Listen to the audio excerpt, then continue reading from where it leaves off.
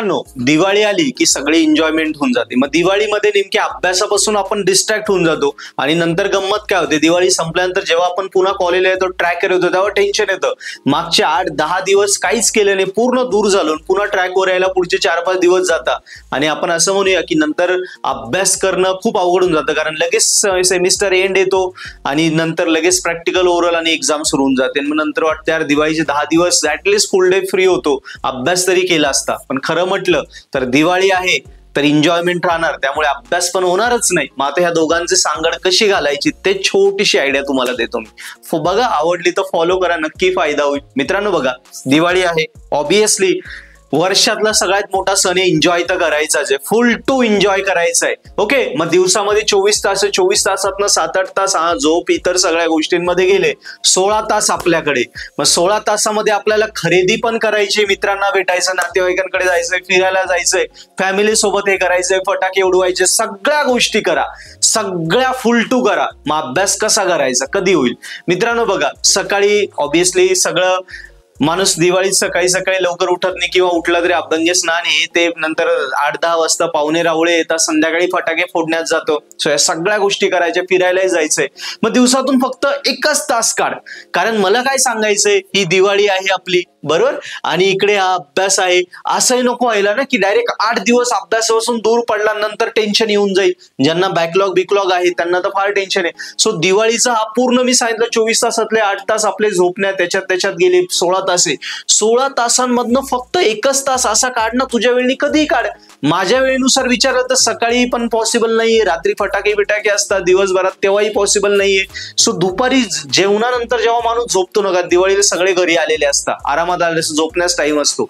So त्या दुपारच्या झोपेनंतर 1 तास आपल्याला काढू शकतो आपण, आणि हा 1 तास याच्यात काही नवीन अभ्यास करायचा नाहीये, फक्त जे तुझे विषय आहे ना त्याच हलकं फुलकं, त्याच फक्त तुला एक रिवाइज करून घ्यायचंय. कारण नवीन करायला पुन्हा त्याला कॉन्सन्ट्रेशन टाकावं लागेल, डोकं त्याच्यात घालावं लागेल, आणि कॉन्सन्ट्रेशन डोकं टाकण्यासाठी वेळ जास्त द्यावा लागतो. आणि दिवाळी त्या एन्जॉयमेंटचा पिरियड असतो, तेव्हा एवढे कटकट कोण करेल? डोकं घालवा, त्याच्यात विचार करा, हे ते. त्यापेक्षा हलकं फुलकं, म्हणजे आजारपणात जास्त जड खायचं नाही, हलकं फुलकं खाल्लं तरी ओके होऊन जातं माणूस. तसंच दिवाळी म्हणजे आपला एन्जॉयमेंट घालवायची. हलका फुलका अभ्यास म्हणजे काय, जस्ट जे विषय तुझे आतापर्यंत तू शिकलाय त्याच्यात जेवढे युनिट झाले त्याची बस रिव्हिजन करून घ्यायची. समजा कॉलेजमध्ये आतापर्यंत प्रत्येक विषयाचे 2 ते 3 युनिट झाले असेल, तर 3 युनिटची रिव्हिजन 1 तासात पॉसिबल आहे. फक्त जेवढ्या नोट्स वगैरे दिल्या तेवढे शॉर्ट मध्ये बघून घ्यायचं, पॉइंट्स काय, डायग्राम काय, फॉर्म्युले काय, असं फटाफट रिवाइज करून घ्यायचं. आज एक विषय केला, उद्या दुसरा, परवा तिसरा, असे दिवाळीचे 8 दिवस 8 विषय रिव्हिजन होतील, विचार करा.